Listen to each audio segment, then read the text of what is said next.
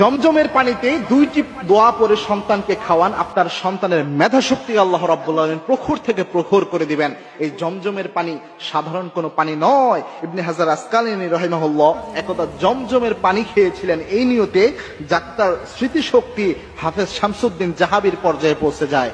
আল্লামা সৈয়দ রাহিমাহুল্লাহ বলেন, এই নিয়তে ইবনে হাজার আসকালানী যখন জমজমের পানি খান, শুধু হাফেজ শামসুদ্দিন জাহাবির মতো নয়, হাফেজ শামসুদ্দিন জাহাবির চেয়ে অনেক বেশি স্মৃতিশক্তি আল্লাহ তার বাড়িয়ে দেয়। শাইখ আলবানীর, আল্লামা ইবনে হাজার আসকালানীর তার এই স্মৃতিশক্তি এর চেয়ে অনেক বেশি বেড়ে যায়। সুতরাং এই স্মৃতিশক্তি বাড়ানোর জন্য জমজমের পানি খুবই গুরুত্বপূর্ণ।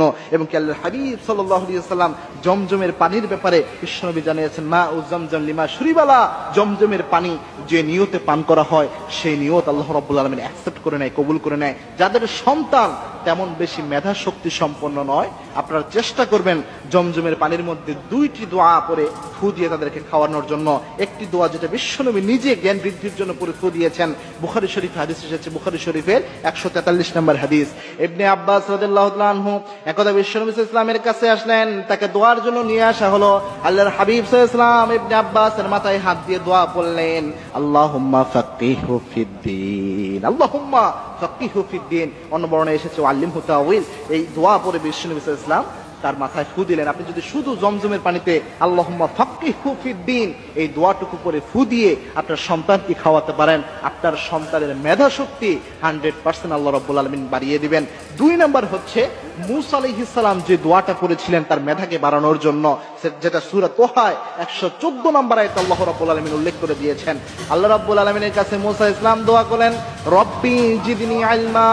এই দোয়াটা যদি আপনি করতে পারেন, বিশ্বনবী জানিয়েছেন আপনার জ্ঞানকে আল্লাহ বাড়িয়ে দিবেন। আপনার জ্ঞান বৃদ্ধির জন্য এই দোয়াটা অনেক বেশি কার্যকরী। এবং জমজমের পানির সাথে খাবেন। এবং কি আল্লাহর হাবিব সাল্লাল্লাহু আলাইহি ওয়াসাল্লাম সব পানি বসে খেতেন, কিন্তু জমজমের পানি আল্লাহর হাবিব সাল্লাল্লাহু আলাইহি ওয়াসাল্লাম দাঁড়িয়ে খেতেন। সাহাবায়ে কেরাম প্রশ্ন করলেন, ইয়া রাসূলুল্লাহ, সকল খাবার সকল পানি তো আপনি বসে খান, জমজমের পানি কেন আপনি দাঁড়িয়ে খান? আল্লাহর হাবিব সাল্লাল্লাহু আলাইহি ওয়াসাল্লাম বললেন, লিতাজিমি আখি ইসমাঈল, আমার ভাই ইসমাঈলের সম্মানে আমি দাঁড়িয়ে যাই। বিশ্বনবী জমজমের পানি দাঁড়িয়ে খেতেন ইসমাঈল আলাইহিস সালামের সম্মানে।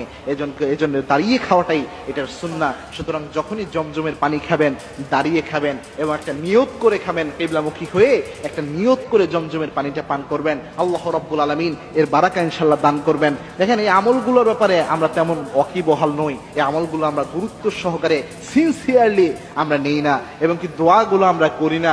মনে রাখবেন, এই সিনসিয়ার দোয়া লাইক এ মিসাইল হামলা করলে যেমন মিস হয় না, দোয়ার মতো দোয়া করতে পারলে সেই দোয়া আল্লাহ রাব্বুল আলামিন খালি হাতে ফেরত দেয় না। এই দোয়াগুলো অবশ্যই সিনসিয়ারলি ইয়াকিনের সাথে মনের মধ্যে দৃঢ় বিশ্বাস নিয়ে